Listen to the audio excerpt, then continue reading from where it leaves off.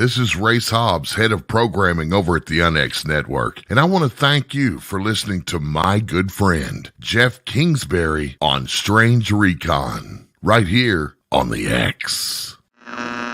Sometimes I'll start a sentence, and I don't even know where it's going. I just hope I find it along the way. You know that new sound you're looking for? Well, listen to this. Sign my name on the dotted line. Sign my name on the dotted line. All I do is a double time. All I do is a double time. Oh, I can't believe you've done this. Get ready for a surprise. What's going on, Recon, over here on the NX Network? Welcome back to another episode of Strange Recon Radio. Thank you, Race. Thank you for everyone on the NX Network listening in, and people that have followed me over from our YouTube channel and everywhere else. Make sure you do us a massive favor after you're done listening. Hit that like, listen, review, whatever the process is they offer where you're listening to the audio side of, or the video side of this. It's super helpful, gets the algorithm flowing, all that good jazz. Everyone else that's new to Strange Recon, this is a show about paranormal topics.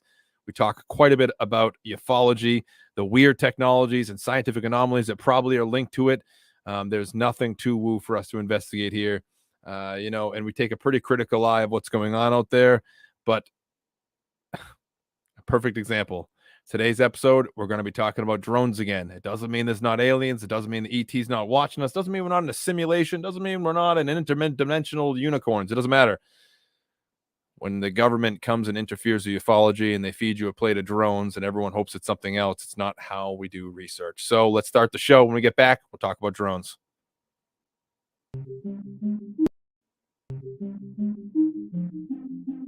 Welcome to Strange Recon.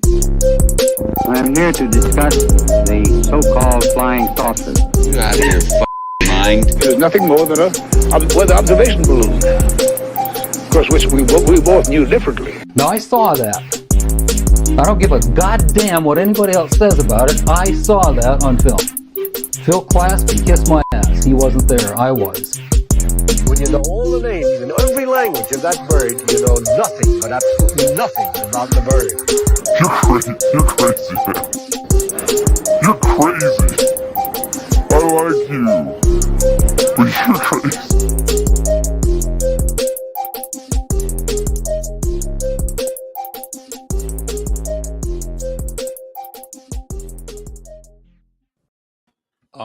All right, Recon. Welcome back again. This is Jeff Whitebear Kingsbury. Welcome to Strange Recon. For all you newcomers here, there's this tough pill we have to swallow.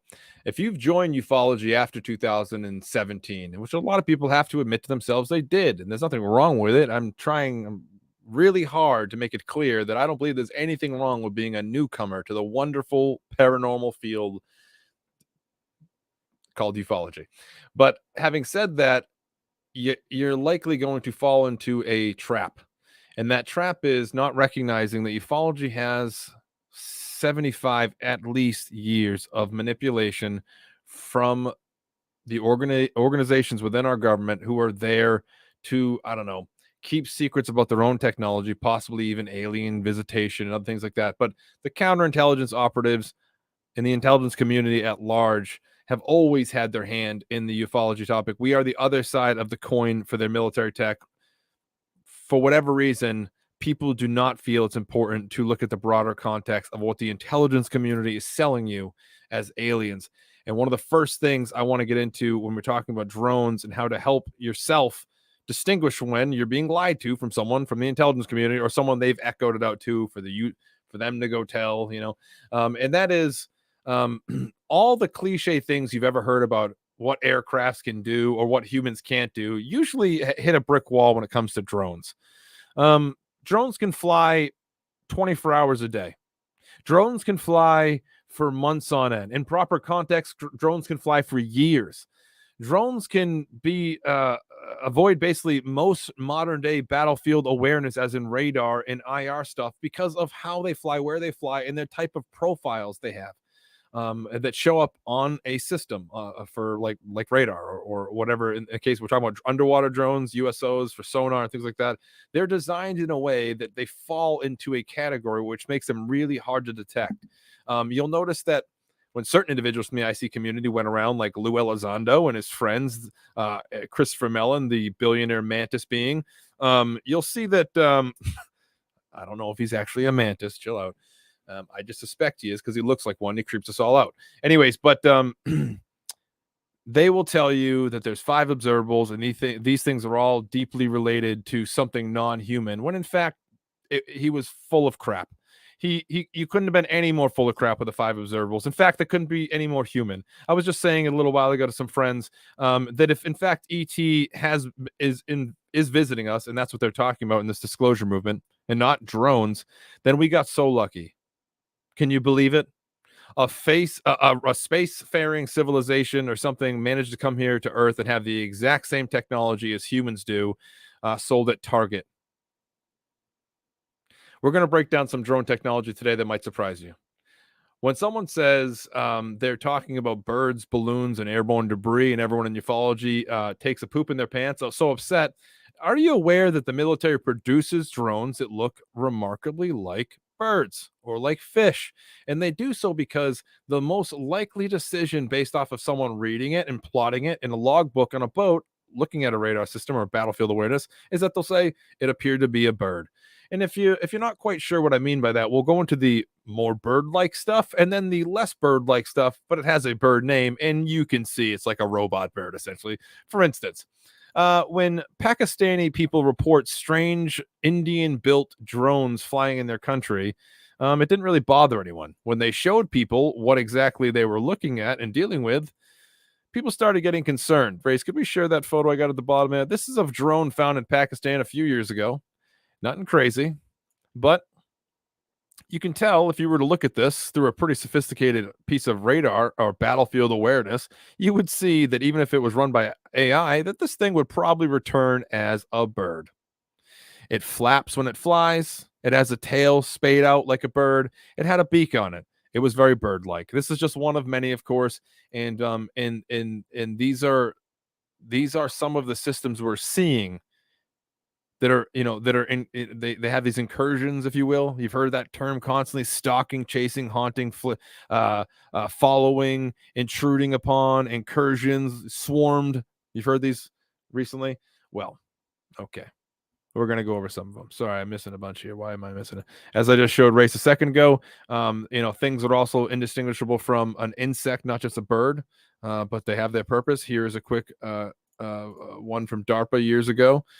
Here's the bug drone, one of many. They actually figured out during the process of this that making them a little bit bigger and to be able to carry a better asset or better tool rather was more important. But they found that they could just add electrodes to real life birds and bugs and just turn them on. If you haven't seen the videos, it's pretty disturbing. If you got a weak stomach, I don't suggest you get super into it, but they literally just add electrodes to these things, send a current through, and it activates the animal. They're being shocked, but guess what? It's just the same amount of stimulus in that area that makes them fly. So that's what they did. But there are many drones out there, of course, that just look different, completely different, and look very remarkable, like the animal that that people described. For instance, just so we can get out of the sky real quick, for all of those of you that are like, well, what about the USOs? Are you telling me right now that even the USOs that these IC people are talking about are drones? Well, I put it to you that this isn't a new thing. Here is a picture at the bottom, about to pop up here, of a drone, a USO, that makes it past basically every modern radar. Race, could we pull up this photo, please? Every modern radar, sonar there is. There is I gotta wait to this picture. There we go. There is there is a series of Chinese companies out there that specifically make drones that look just like the organisms or whatever they can get through our very sophisticated battlefield awareness. And it is very sophisticated. I don't put the quotes up there for no reason, but go back to like 2004 when we're seeing upgrades in the Aegis and stuff. It's because of things like this.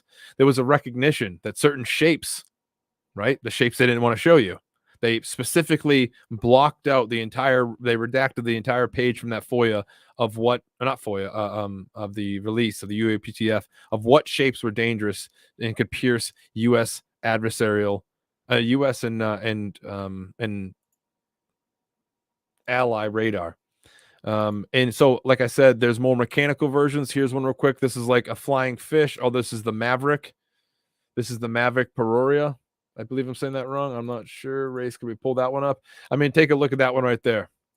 This is a modern, sophisticated drone right now. And you might just love another company that's producing this exact same thing. I can't remember his name. It rhymes with Schmadolfi. Oh, wait, I'm sorry. No, I shouldn't. His name's with Ron Pandolfi.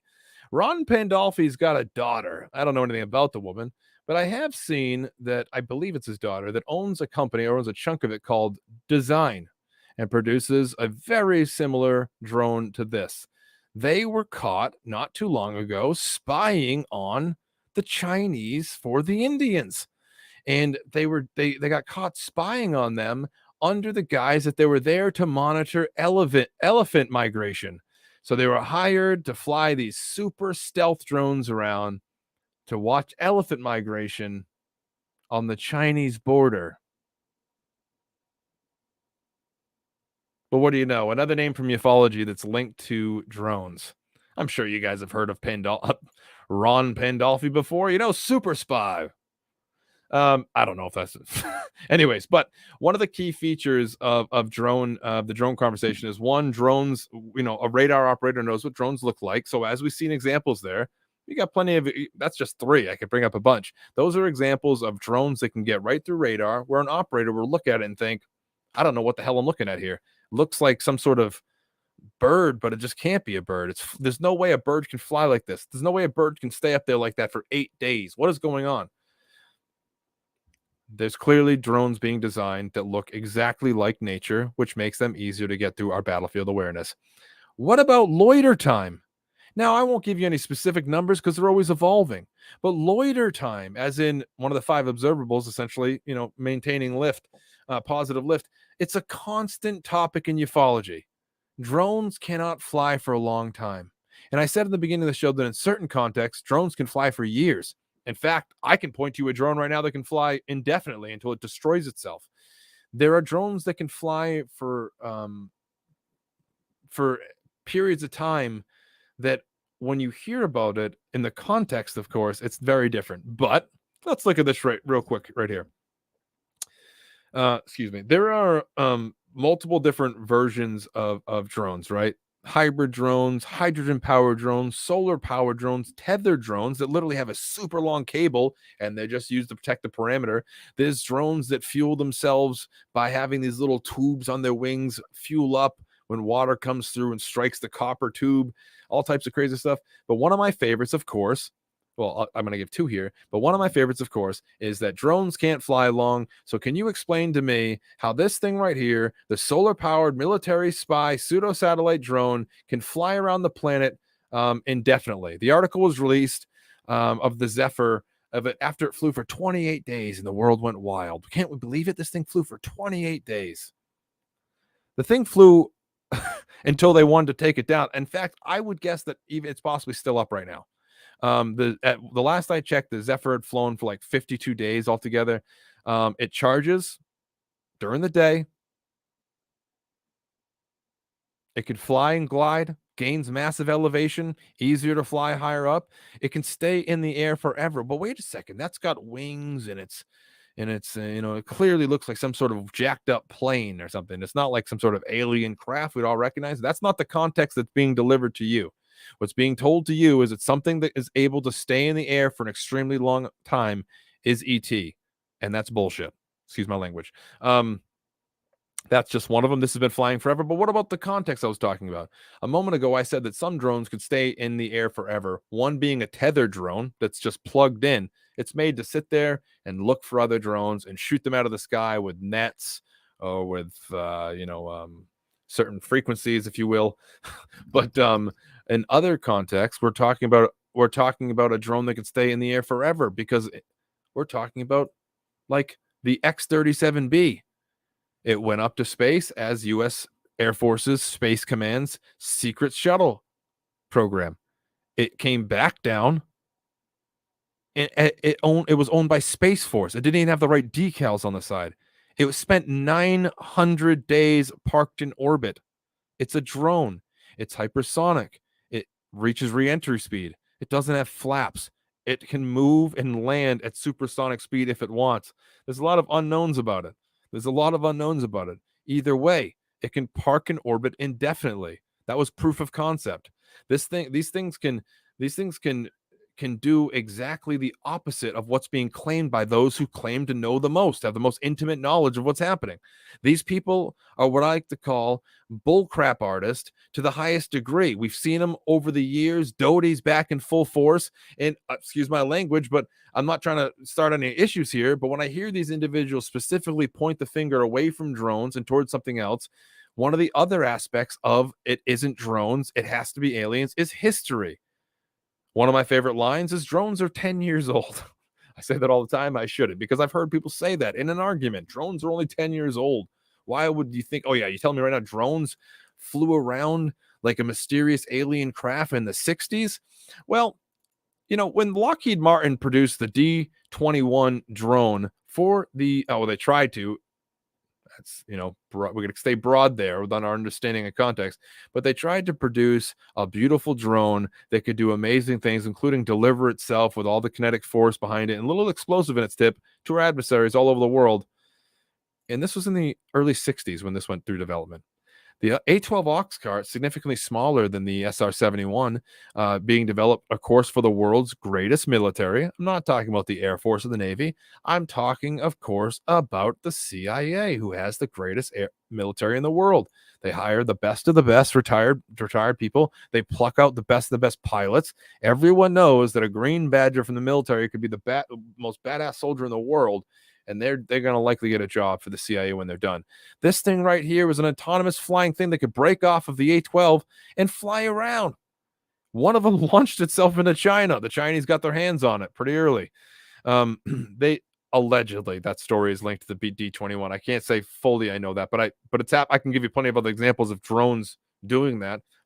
In fact, right after World War II, right before Korean War, we have examples of modern day smart target flying around drones that the Air Force and Navy uses to shoot down in dogfights right now. The big orange aircraft you've seen, that they lost a bunch of those testing them, trying to spy on the Soviets. They lost them right in China. What do you think the Chinese did with it? They called us up. Hey, you want this thing back? No, not all the time. But the D-21 is another example of a time shift. You have to understand that wave gap, right?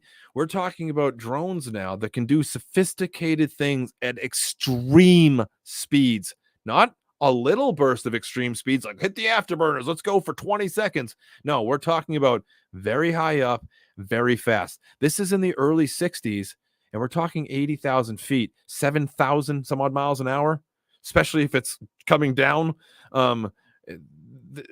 Our idea of what we had for drones and what drones could do is extremely misguided and off the mark because of the IC community.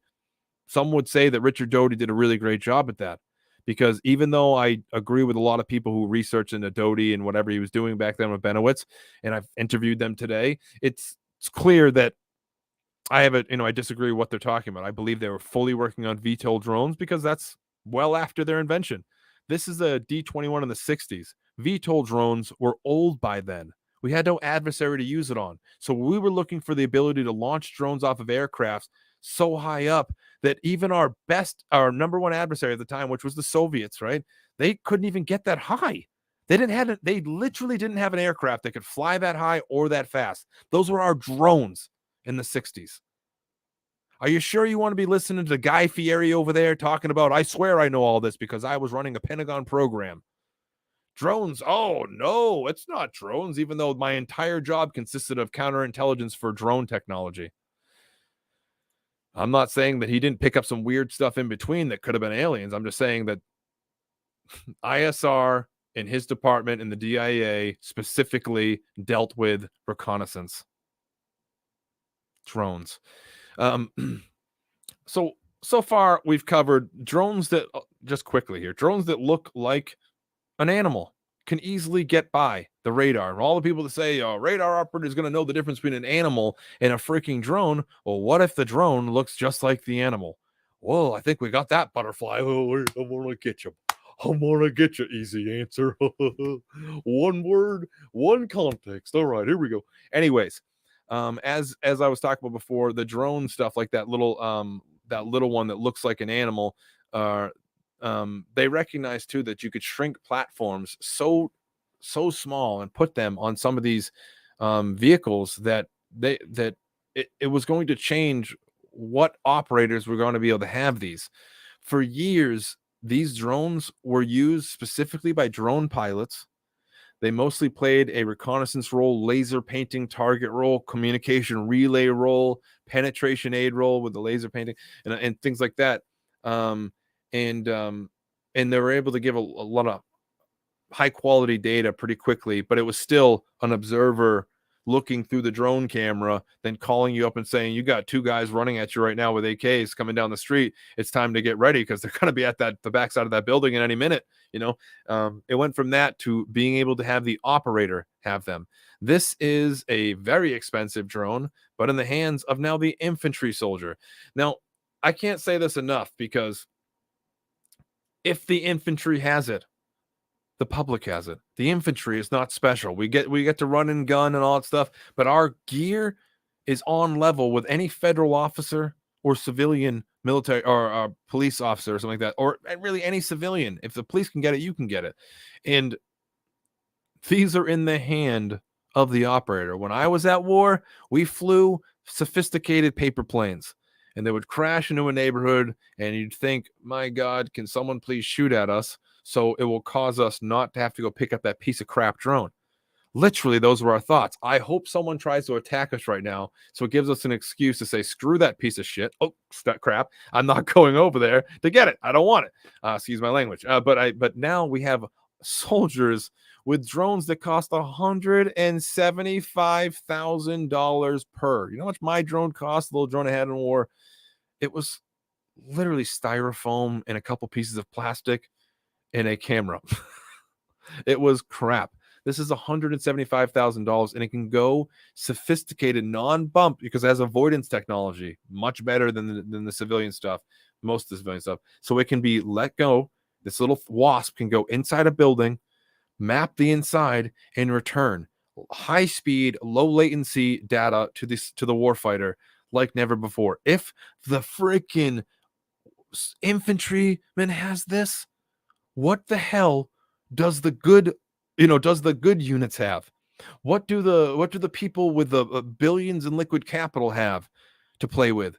Because if the infantry has this, we're talking about a wave gap that I'm not even seeing right now. Like, we're seeing the infantry has this. So that means that someone else has something that's like 35 years ahead of this, because that, to me, that is always a marker for me. And I think you should use it as well. I'm not saying it's a hard rule, but if the infantry uses this piece of technology, it's been out in secret, in a secret unit, secret unit, that's kind of obnoxious to say, but it has been used in a more clandestine role.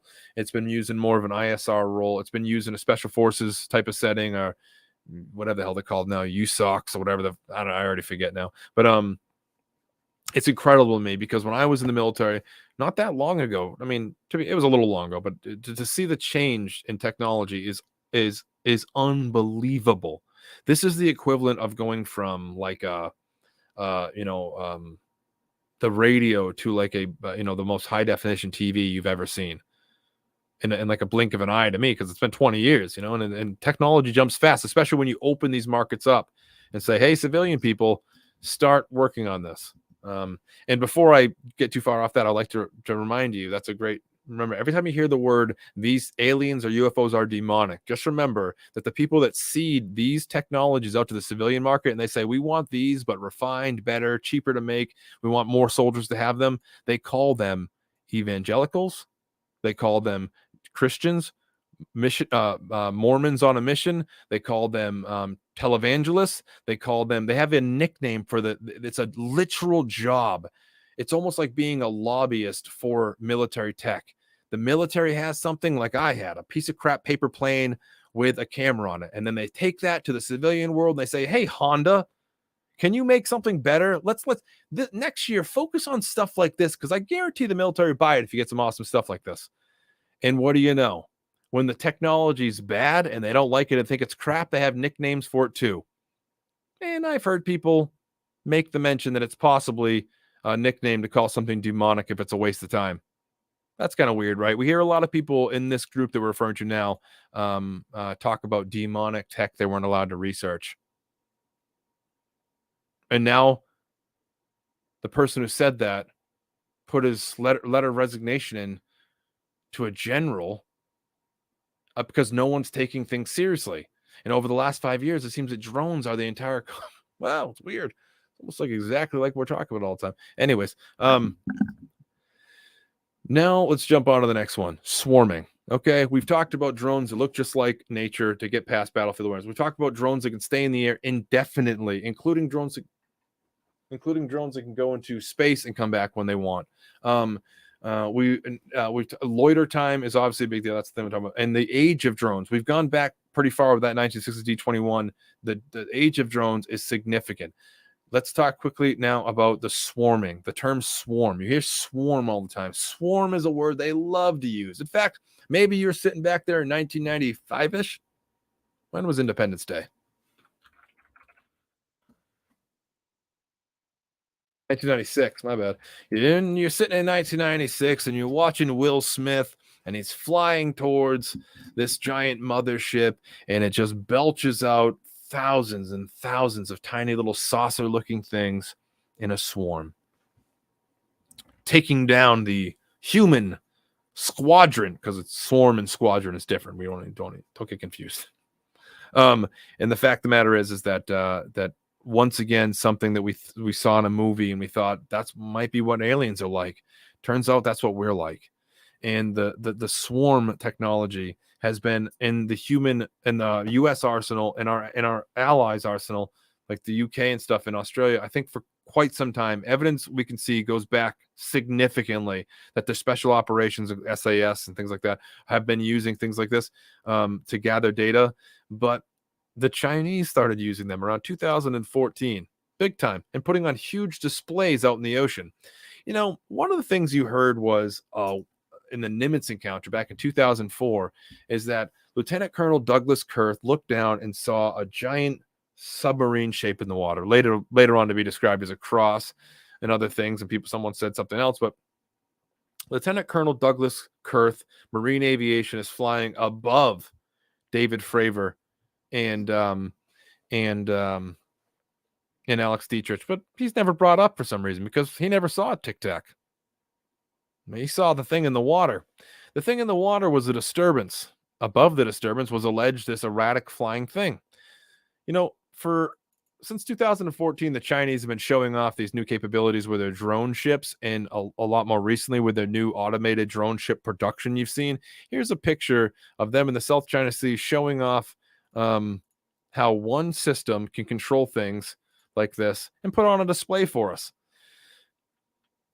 Here's the Chinese in the South China Sea, one of many photos released of their drone swarm technology. They can do both on the water, under the water, and above the water. And now, as you know, with their bump glider technology that we got back from the Nazis, or we figured out before the Nazis, but they helped us figure it out later on. But they're able to do this right here in all mediums. They're able to disturb the water from a submarine, and from the submarine, release a bunch of drones. I can't say for sure that the Chinese were doing that in 2004, and that's what the Dietrich and Kurth and Fravor saw. That doesn't make much sense to me. What does make sense to me, though, is they would be working on this technology. But do you know who did have that technology back then and was operating it and testing it? And we have the documents to prove it. It's the U.S. military right there. And what did Alexander, was her name Alexander? What did Alex Dietrich say when she ran into the Nimitz incident and then went back to the boat? What was her first reaction? I'm mad you guys flew us into a weapons test area. Oh, no, that wasn't a weapons test area. Look at this very vocal pilot. No, tell her it was aliens. this capability they're showing by visualization is just a bunch of stuff flying around disturbing the water, right? A bunch of ships, but actually each one of those is a decentralized platform, not relying on that mothership. Each one of those has electronic countermeasures that can spoof radar, spoof your IR system, your gun camera. They can do things that in general would be the capability of a huge Lockheed or whatever the hell F-15 Lockheed ECM pods underneath it, or whatever the hell the thing is. All of these can do that. So I don't think the Chinese beat us to it. I think that was us personally, but I do know that they're doing it now. And we've caught them doing it in 2019 because the logs were released and it showed that the Navy was swarmed by Chinese drones from a fishing militia. And the guess is that someone was flying all those drones. I don't think so. I think it's too easy to do exactly what they've been showing for years they can do. They can hit a button and they can send a swarm out after you to gather data on you. It doesn't have to kill you or anything. One of the key aspects to a drone swarm that the Chinese and the US have mastered is that you literally open a box and about 40, if you have that type of system, drones will come out like little computer fans essentially, and they'll fly around your town. Or let's just say you're a bad guy in a stronghold and they fly around the stronghold, updating the entire unit with real-time information, even including what's behind closed doors, using spectral data, heat sources, different methods to gain any information they can from what's behind that window, what's behind that door, what's behind that barricade, and they able to do that real time. The Chinese have been working on that for a long time, and so have the US. In fact, the War Zone, if you're a fan of the War Zone, go check out an article from them where they literally show it real time in a place I used to train personally, a place called Leshytown at Fort Lewis. They sent out this huge swarm, and it created a meta version of the town, allowing all the soldiers and operators to look in augmented reality or a VR headset or just a computer screen and see a mock version of the mock town they're about to train on real time. And I don't know if I'm confusing you with that, but essentially all soldiers before a mission create what's called the sand table. We get out there, this rock is their base. This twig is the, guard on the tower there. This column of sticks here is our convoy coming in. All of that, instead of done on the sand table on the floor with sticks and rocks and toy soldiers like we normally do it, is done real time with drones now on the real objective. And that's all the Chinese are doing. People constantly think that it's a matter of Chinese pilots flying around. Oh, we're going to get you. And everyone's like, oh, that couldn't be the case. That isn't the case. They send the drones out. The drones fly around, and all they do is figure out the Navy's reaction, pull as much tech data as they can, as in they flew into their battlefield awareness. They recognize, oh, we're literally being hit with a radar right now. We know that if we're 220 miles out, that's as close as we can get before we're detected. The technology is there, and swarming is a key term that we suddenly got taken over by in ufology. The swarm technology is very common now. Here's another little goofy picture of one on the water, of course, but this isn't really that important. I just want to show that there was multiple photos to see. They show this technology. They show the demonstration. It's like synchronized swimmers. They hit the button, it does the thing, and it puts on a show. In some cases, of course, that show is stealing information from the US or spying on us. That the New York Times wasn't lying. They actually got the truth right to some degree, and they certainly weren't arguing against the case of aliens. Racy there. It's more along the lines of letting you know for whatever reason that there is an actual threat. And it's not the best idea to be complacent and telling everyone that threat isn't real. Look over here at what, allegedly is happening all the time when we find out that's not true at all. Here's South China Sea. They wait for the U.S. military to go by. They wait for these demonstration videos, and they literally hit a button, and all these things shoot out at once. And we just saw a drone swarm hit a fleet in Crimea, right? We just saw U.S. or Russian Navy gets jacked up from a swarm rather, of drones. It's the same thing. For some reason, people are very empirical about the Chinese, and they certainly couldn't be doing any of this stuff. Oh, they're all in rice paddies or something. I don't know what the hell people are thinking. I mean, they literally ran the planet forever. The Chinese ran the planet forever. They've only been not running the planet for 500 years. And maybe not, maybe a little bit longer than that. But yeah, so they're doing it and it's real. The swarming technology is out there. When you hear the term swarm, it's a very common thing that's happening because the swarm is the key feature to what is happening. You're getting a lot of information quickly, high resolution, low latency information about multiple platforms all at once. It's wild. All right, so we talked about drones that look like animals. We've talked about drones that can stay in the air for a long time. We've talked about how drones go back way back. The drone swarms are clearly a way of basically, that's kind of way too weird to say, but drone swarms are the new way of gaining the best resolution, the highest resolution data on anything, including, beating out satellites and stuff. Really think about it. If you have a swarm of drones and you just can't get rid of them, isn't it better than a satellite? You're getting imagery from like freaking downward angles, for God's sakes. These are the flying loops around the town. It's wild stuff. Anyways, let's move on real quickly. Let's talk another one real fast about how I forgot to say this quick. You all know the scene. I should have said this. Remember the scene from that new Aliens? I don't know if it's Aliens or what the hell was it? Prometheus, maybe? I think it was Prometheus. This is a screenshot from the movie Prometheus.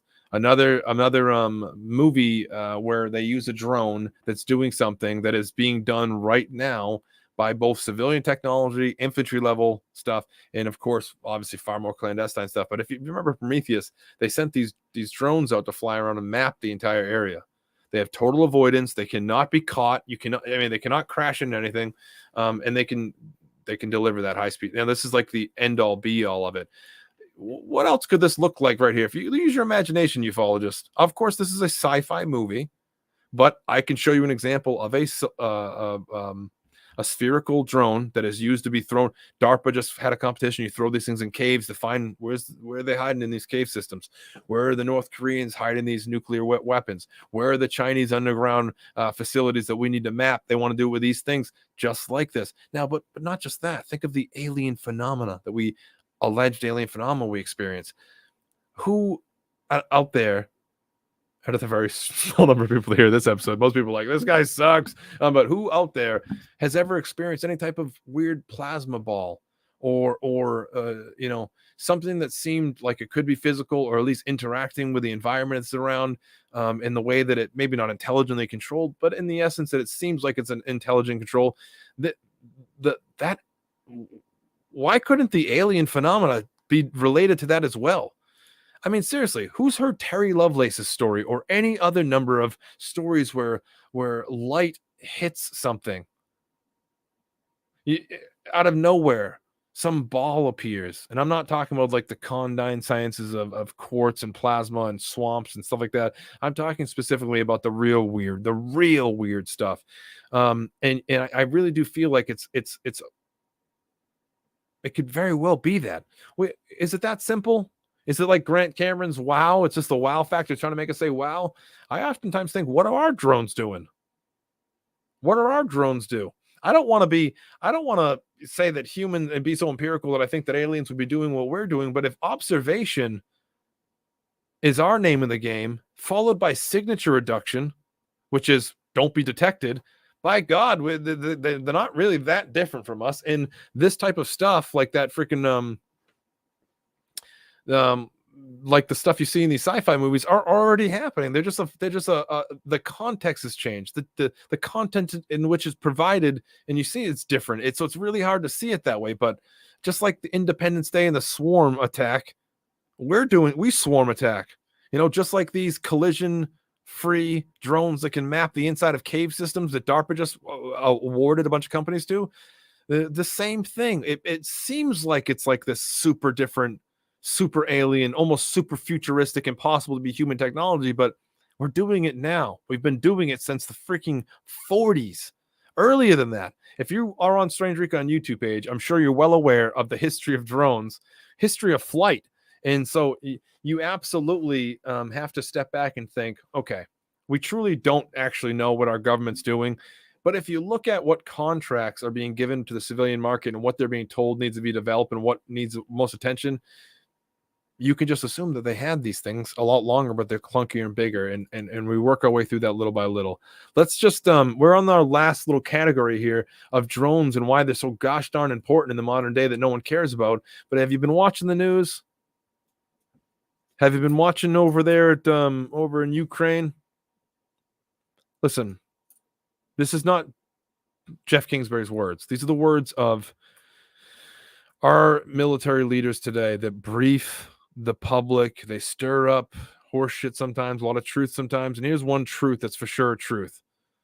The war in Ukraine, whatever you feel about it, is a soft trial. This is a trial run. We're seeing that the second number 2 country that is invested in certain penetrating aid technologies in on drones and munitions is implementing them in Ukraine right now. And we're watching where and when we need CUAS, which is counter unmanned aerial systems. They have said specifically that the Ukraine is a dry run for what is guaranteed to come with China soon. And I'm not trying to be a doomer, as people said, but the fact of the matter is that they're not joking. Killer robots are being used on the battlefield right now. And they're doing this as a dry test run. Not like the whole thing's fake to do a test run. I'm not trying to go there. Take it easy. But the now's our time. The advantageous military complex is using this time to perfect and really sharpen the systems, the tools that is, I guess, or the blades that is that drone sector.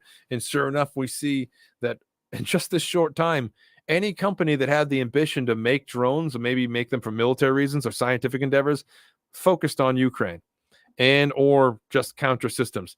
One of the ones that I thought was definitely worth talking about was this one here, which just hit a recent article. And we're going to talk about some stuff you'll see in Ukraine, but this is actually from Israel. Take a look at this one real quick. This one is pretty downright terrifying. This is what the hell's its name? Sorry, it's the Helios. This is the Lanius, loitering munition drone. This thing is not this. This is just the Mama. This is the Mama drone. The Mama drone is taking the babies around. These are the babies. These babies can be held by an infantry soldier in their pocket, in their leg pocket, or on their back. They don't have to be launched. They can be placed on the ground. You can walk away. These things have 2 modes, as far as I can gather. Autonomous kill, and then autonomous target acquisition and ask you to kill. The screenshot provided by this company that makes these things, I'm about to get into what they do, which is pretty terrifying. It's essentially a screen on your phone. Just imagine that a big green button pops up on your phone, and it says execute. And that's what you do. That's war in the future. The drone goes out there and finds the bad guy, and then you hit execute on your phone.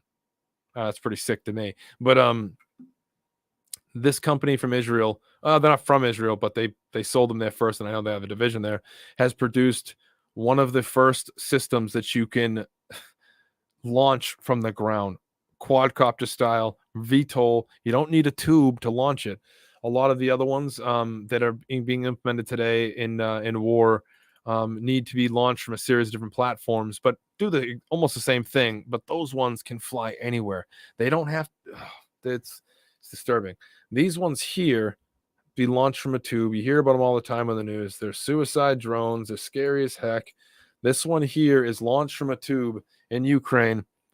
Well, a bunch of different places. The Russians have them, whatnot, but they can also be launched from truck back with a slingshot, a rail system, and the tube. So if any of you out there have ever served in the military, you know a thing what 11 Charlie is in the Army. Well, that's 11 Chuck there, the mortarman. These tubes are heavy. Well, now they're not heavy anymore. In fact, they're extremely light. In fact, these things are light too. The wings fold down and you place them inside the tube and they launch themselves rather easy. It's insane compared to what it is. Now you can literally go take a squad load of them. So I think that's 6 total. You're in a battlefield setting. On the other side of a block, on the other side of a neighborhood, you know your adversary is there, hunkered down, or moving towards you. You will take this out and launch 5 or 6 of these in the air. These things will loiter until targets are acquired. They don't ask you. They recognize fully through AI. Hey, this is a freaking, well, they can't ask you. Sorry, there's other modes, but this matches identically to a Russian tank, Russian weapon, where they said the Russians would be. Once you've entered this area, anyone walking around in this area that has a gun is a bad guy. Now, these things can actually see a person with a gun. But anyways, they fly around in the area. Sorry. They make big circles. They see the targets, and one by one, they go after it. If they do not get hit their target, they have to be caught into a net. Most times, I know people said they've crashed all over the place, not blown up, but they're extremely cheap to make. It's World War II for London all over again. You know, where the rockets come up, who cares where they come down? That's not my department, says Werner von Braun. This is back in the bombing of London days, because it's the drone war. Recon people that are coming over from the Recon channel know exactly where I'm going to go with that one, but I'm going to prevent it this time. I will prevent myself from going down that hole, but there is history repeats itself. The Nazis already did this. People forget. People think that the bombing of London was like just someone being like, launch, and like it just launched the rocket. These were drones. That's literally why drone technology came back around again, because the first series of drones for war were extremely effective, except one thing was really wrong with them, and that they could not navigate very well. They could not send back telemetry very well in a way that it could be corrected. And so a lot of them just missed, but they killed a lot of people. They blew up a lot of Dover and in the UK and London and stuff. It was intense. And people forget that was the first drone war. Those were not just missiles. There was pilots getting fights with. We have plenty of pictures of pilots getting in dog fights with these things. Like for instance, this is quite literally one right here, taken from a Royal Air Force pilot. Royal Air Force pilot is chasing these things, chasing a drone into London, and he gets in a dogfight with it. Can you see that there? That's chasing a drone in World War II, friends. In World War II. Does anyone have a problem with the timeline of drones can't be anything? Drones aren't special. Drones aren't. This is World War II. The first drone swarm truly was by the Nazis. And it was the attack on London. It wasn't to gather data. It wasn't to do what a lot of these drone swarms are doing. It was to straight up blow the place down. And they did it. Well, not totally, obviously, but yeah, it was crazy. A lot of pilots claimed, their dogfights during the war were almost entirely with drones, which is nuts to think about for World War II. But I don't want to play lack of evidence equals evidence. So let's quickly jump back here real fast to these killer robots. The promotional video I can't play here on the NX network, but the promotional video on the War Zone, you can find the article. I'll drop it in the chat right now for everyone. It's insane what these things can do. The difference between the Mortar 2 version and this one, of course, is you can take it out of your pocket and set it on the ground. It just flies away. The Mortar 2 one relies on, aerodynamics of flying around in a very, with aeroplanes. And so it's pretty, it's significantly different, but where's the Warzone article? I'll drop it in the chat for everyone. But I want to go back to one more thing. We're running out of time here, of course. But it's in the private chats. I don't know if Race can share that. I'm not sure. It doesn't matter. It's not important. But check out that these assassin drones. They call them literally assassin drones, because if you've ever played a video game like Half-Life or something, like that's what these things are. They show up right in front of your face. Avoid collision entirely. You can't get your hands on them. And then they kill you. As simple as that. The Israelis want to launch these things off in the thousands when need be. Imagine every Israeli fire team having one of these. You're talking about now each person having the ability of having a super smart, super fast thinking, AI driven, basically alien in a drone on their team. Some of the pictures that go along on this new Warzone article from the live feed are freaking wild. But one of the things they get to is the DARPA Subterranean Challenge. And I said a second ago that I just want to show that I wasn't bull crapping about the cylindrical or the spherical drones that are used to map things. I told you the DARPA one did. This is from years ago though, when they had these. They started this. There was an Icelandic company that was exploring in Iceland using things like this, and it was just a couple guys in their basement programming drones to fly and not collide into anything, so they could explore the caves before they went down there themselves. So they would just launch these things in there. You would think, looking at Prometheus the movie and seeing something like that with the lasers, humans are better. We can do it without you. You don't see the lasers. We're working the invisible spectrum, baby. We're not going to give ourselves away here. You know what I'm saying? Race, I hope, I don't know if you can hear me. Do we have, is it to 50? I have like another 30 seconds here. Is that correct? Or is it to 56 minutes? I already forget. I'm sorry, man. I'm an idiot. We have another 3 minutes. 3 minutes. Okay. So that's 55-ish. 56. Okay. 56. All right. Thank you. These, the last thing I want to talk about, because I feel like it's this important, and I kick and scream about it all the time. But when it comes to drones and the fact that they've made extreme advancements, and they basically do everything they're saying the alien things are doing, the avoidance, just like the Nimitz. Like, think about that. They tried to chase it, it instantly took off, could not be caught. Everyone just thinks it has to do with propulsion or speed or something, but it's the concept of what it responded to. Someone tried to acquire a target or get a target, lock a target on it, and its first reaction was to get out of Dodge. Could be alien, sure, but we're doing it. That's the type of AI we're putting in aircraft. But the last thing I want to talk about before I go off on another tangent here is that drones are coming whether you like it or not. You can't stop them, okay? You can't have, I make this joke often, it's not really a joke, sad observation. You cannot have a bunch of old, retired, freaking bad back whack-and-hut guys protecting a nuclear facility that has a chain link fence around it. Their M16s and their nods and night vision isn't going to be good enough against a drone swarm. Do you understand how crazy that is? So the world is going drone. It's going counter drone.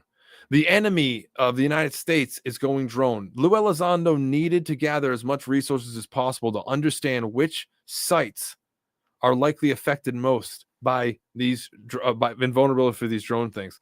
And so much so that you start to see that companies looking to move into logistics and replace current logistics have to check in with the FAA, our intelligence community, and everything else to learn to fly when they can fly.